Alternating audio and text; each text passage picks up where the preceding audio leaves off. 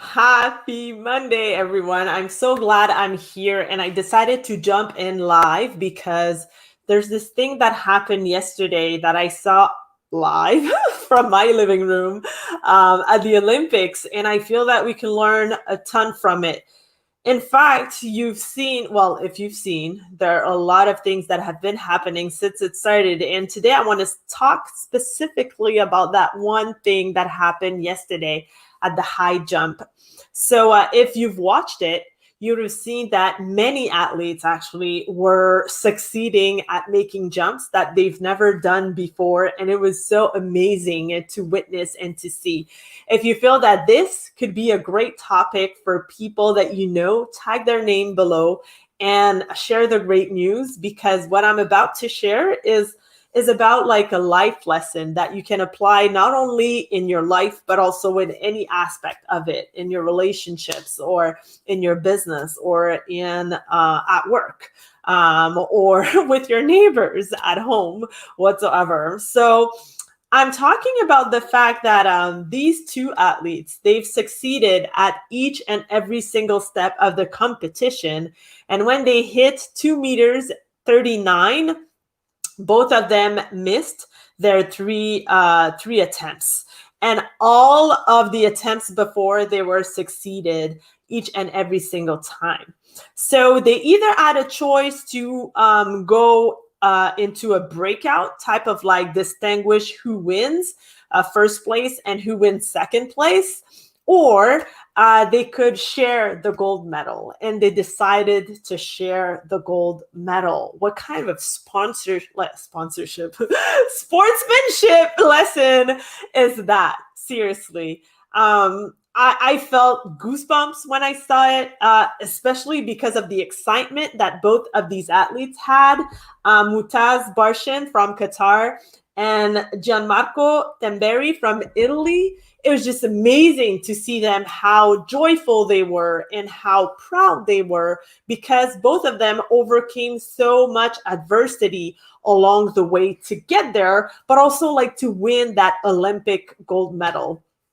And it made me think about the fact that sometimes people think that because you're on a higher level, because you're working online, because you want to succeed in a market where there are a gazillion of other coaches doing exactly the same thing as you do, that you need to be kind of like a competitor or have that not greedy attitude or aggressive attitude.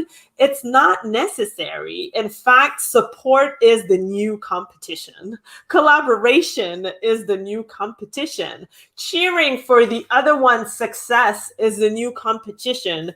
And I feel that by doing that, you're putting so much more positiveness into your emotions, and the outcome of what you've put into it is so much greater and better, right? If you had not have a chance to see it, go and watch it online. I'm sure it's everywhere, because the reaction of those two high jumpers, it was just amazing to see the collaboration, the shared pride that they both had for each other, the respect. They were supporting each other all along the way. So it's funny because so many people, they think because they're starting something online and because they feel that their market has so many others doing exactly the same thing, that they should gear up their, like be fully ready to become like to be ready for a fight or something. But you don't have to. You don't have to, because the competitive advantage that you have is just being yourself, owning your power, definitely who you are, and just like expressing it with the world, because that's what the world would want you to do. That's what they expect from you, and that's what you should be paid for, to express who you are and just share your genius with the world, right? So, oh, you can't see it, but I have my Canada shirt. I'm wearing it like with a lot of pride today, because yeah, we are in the Olympics, and I watch them every day, and I'm so excited to cheer for all these athletes, and I'm proud for our representation. But yeah, I wanted to hop in and tell you that very quickly, because I feel it's a great lesson, and I would be curious to hear what has been your experience, either in your life, with your friendships or with your colleagues at work or in business, or you're thinking about, creating a business. How do you feel about competition? Do you think it should exist? Do you think that there's different ways to approach it? What's the best way to approach it from your point of view? I'll be curious to hear about that, and you just have to put it in the comments below, and let's start a conversation about it. I'm so curious.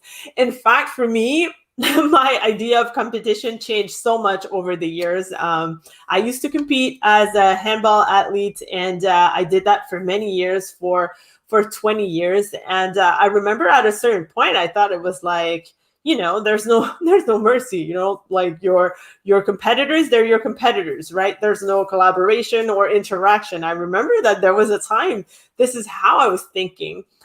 Today, with what I've done in business, with how I evolved as a person, with experience, with what happened in my life, I realized that we earn so much more when we support each other and when we collaborate and when we see each other as each and every single one of us, we have our zone of genius and we are unique in the best way, right?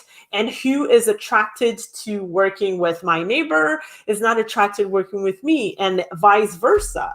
Exactly. So that's what I wanted to come in and share with you. This lesson learned from these two incredible athletes, those two high jumpers yesterday winning gold medal.